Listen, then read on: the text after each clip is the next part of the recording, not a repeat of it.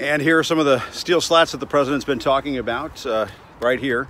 As you can see, yes, you can see through these slats to the other side of the U.S.-Mexico border. But as we're walking along here, we're not seeing any kind of imminent danger. There are no migrants trying to rush toward this fence here in the McAllen, Texas area. As a matter of fact, there are some other businesses behind me along this highway. There's a gas station, Burger King, and so on. But no sign of the national emergency that the president has been talking about.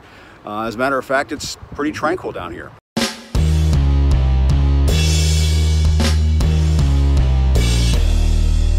How's everybody doing? My name is Anthony Brian Logan, and today we're going to talk about what you just saw, which was Jim Acosta at the southern border in McAllen, Texas, talking about, oh, it's so safe, it's so peaceful, it's so tranquil. Well, of course it is, sir.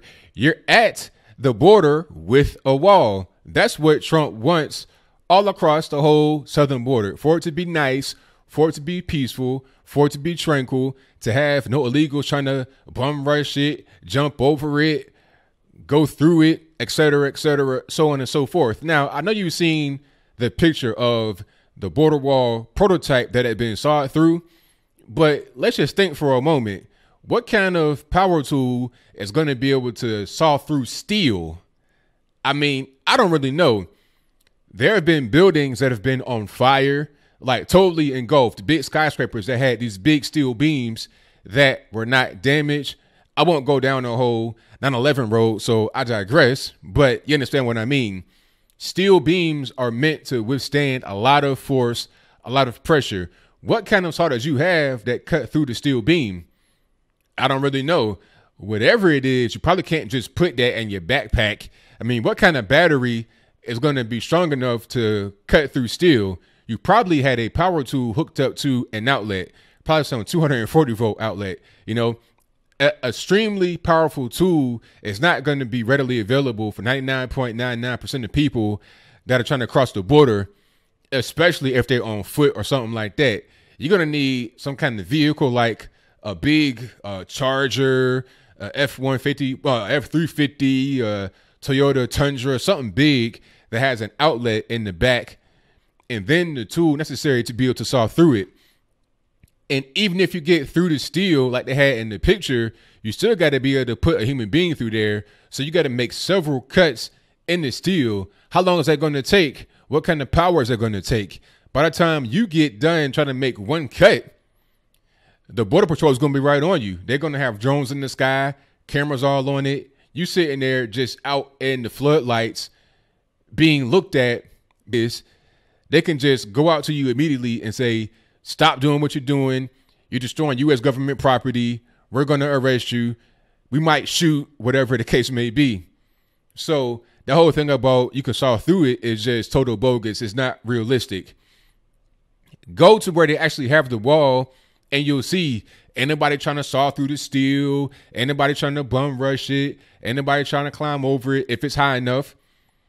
San Diego is not really that high in certain places like they had on the beach, but that's a whole different story, and I digress.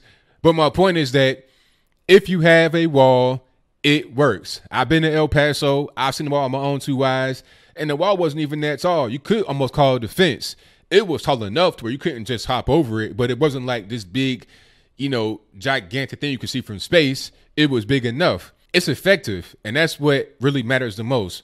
When I was in El Paso, I asked people that were there, and mind you, El Paso was like at least 85% Hispanic, and most of everybody speaks Spanish. I'm asking people, what do you feel about the wall? Mostly everybody I talked to, if not everybody I talked to, said they're for it, because over here in El Paso, it's safe, it's nice, it's peaceful. I felt very safe in El Paso at night, morning, whenever, by myself with people. Very, very dangerous. Everybody knows that. You have not only a border wall, you also have helicopters, drones, all the so-called technology that Chuck and Nancy are talking about. You had in El Paso, plus the wall. Some people say, oh, the wall ain't going to do it. It ain't going to be enough. You need technology. Okay, that's fine. The wall by itself is just one piece. That won't be enough to stop all illegal immigration. You need to have comprehensive reform and a lot of different things to prevent illegal immigration. You got to have the wall. You got to have drones. You got to have Border Patrol agents. You got to reduce the visas that are allowed into the country, have a more restrictive system, because a lot of folks that come here take advantage of overstaying their visas. You know, that's how that works. Okay. But you need to have all those things be looked at, rather than just saying one thing by itself won't be 100% effective, so don't have it. That is a Democrat liberal stance on the wall, which is totally bogus, because when you have the wall, it works. You're not going to get the foot traffic coming across like you do in spots where there is no wall.